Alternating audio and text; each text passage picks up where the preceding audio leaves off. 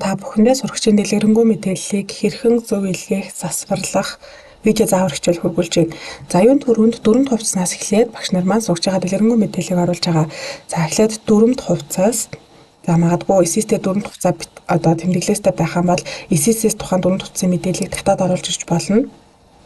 За дөрөмт хувцас нь хэрвээ байхгүй байх юм бол мэдээлэл нэмэх засварлах гэдгээр ороод тухайн хүүхдэд байгаа дөрөмт хувцснуудын артал нэг гэсэн тоог оруулж өгнө. Хэрвээ тэр дөрөмт хувцас байхгүй бол тоо оруулахгүй байж болно.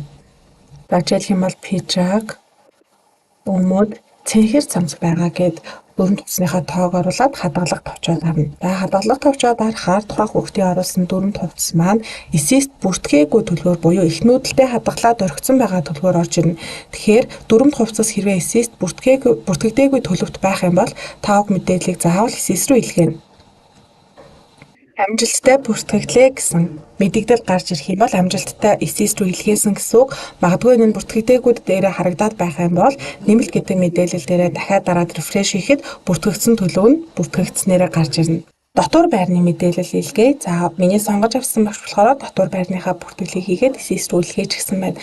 За магадгүй тэнд хов хоосон байх юм бол эхлээд эсэс дээр дотор байрны мэдээлэл байгаа эсгийг шалгана. За анхны тулд дотор байрны хүсэлт эсэсээс татах гэдгээ дараад татагдаж орж ирсэн мэдээлэл хэрвээ үнэн зөв байх юм бол та шууд дотор байрны хүсэлт нэмэх гэдэг рүүгээ ороод тухайн мэдээллийг их нүүдэл систем дээрээ хадгалаад болно гэсэн үг.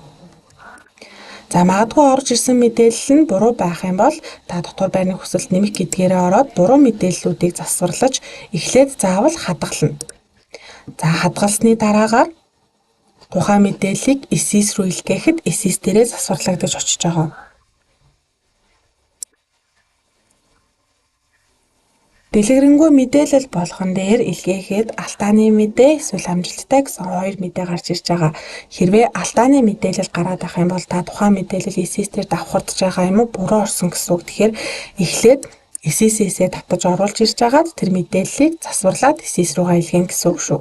Өрхийн мэдээлэлээр мөн ялгаагүй. За өрхийн мэдээлэл бол таны хадгалснаар харагдана. Магадгүй эсэс дээрээ буруу харагдаад байгаа бол та өрхийн мэдээлэл эхлээд эсэсээс татах гээд тухайн буруу харагдаж байгаа мэдээллийг эсэсээсээ татаж оруулж ирээд засварлах шаардлагатай гэвэл мэдээлэл нэмэх засварлагаараа ороод хадгалаад эсэс рүүгээ илгээнэ. Нөөц хөгжлийн бэрхшээлтэй гишүүнтэй өрхөнд буруу ороод ирж байгаа учраас би уг мэдээллийг засварлаад хөгжлийн бэрхшээлтэй гишүүнтэй өрхийг аваад хадгалъя.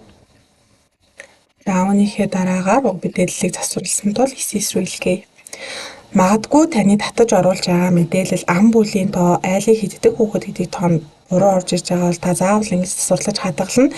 Хэрвээ бүх мэдээлэл эсэсээс татагдаад засварлах шаардлагагүйгээр орж ирж байгаа бол та тус мэдээллийг мэдээлэл нэмэх засварлах гэж орж байгаад их нүүдэл дээрээ хадгалаад орхиход болно шүү. Амжилттай засагдлаа илгээхлээ гэсэн үг.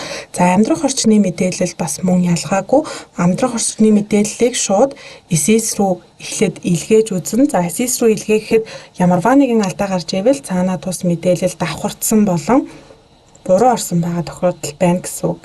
Хэрвээ амжилттай хадгалагдлаа гэсэн мэдээлэл гарч ирэх юм бол эсэс рүү амжилттай илгээгдсэн гэсэн үг шүү.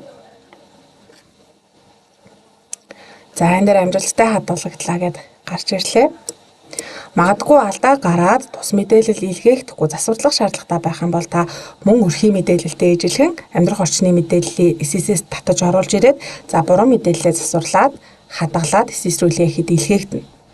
За дотор байр өрхийн мэдээлэл амьдрах орчин зэрэг дээр өмнө жил бүгэлжилсэн хэрвээ датанд байгаа бол та түүнийг эсэсээс эхлээд татаж оруулж ирнэ. За тухайн дата мэдээллийг сайтар хараад зөв байх юм бол зөвхөн мэдээлэл нэмэх засварлагаараа ороод их нүүдэл дээрээ хадгалаад орхиход болно. Хэрвээ буруу байх юм бол тэдгээрүүдийг мэдээлэл засварлагаараа орж засварлаад хадгалаад эсэс рүү заавал илгээнэ гэдгийг дарахыг анхаараарай. Багш нарын их асууж байгаа зүйл нь эрүүл мэнд цэсний хөгжлийн бэрхшээлтэй хүүхдүүдийг болон вакцинжуулалт гэдэг хоёр зүйлийг асууж байгаа. За хөгжлийн бэрхшээлтэй хүүхдүүдийг бол яг саяны дараалалаар эсэс дээр хуучин мэдээлэл байх юм бол татаж оруулж ирээд засварлаад хадгалаад илгээнэ. За хуучин мэдээлэл байхгүй байх юм бол мэдээлэл нэмэх засварлагаараа хүүхдийнхаа мэдээллийг оруулж хадгалаад эсэс рүү илгээхэд болж байгаа. За вакцинжуулалтыг болохоор илгээх бөглөх ямар ч талбар байхгүй. Вакцинжуулалтыг зөвхөн ССС татаад вакцинд хамрагдсан уу үгүй юу гэдэг мэдээллүүдийг нь татаад харах боломжтой байгаа шүү. Ерөнхий мэдээлэл, эрүүл мэндийн үзлэг, осол, гэмтэл, мэс засал гэсэн зүйлсүүдийг бол яаралтай илгээх болоогүй байгаа учраас тухай бүрт нь за одоо илгээгээрэй гэсэн үедээ заавар хичээлүүдийг хавсархан оруулъя.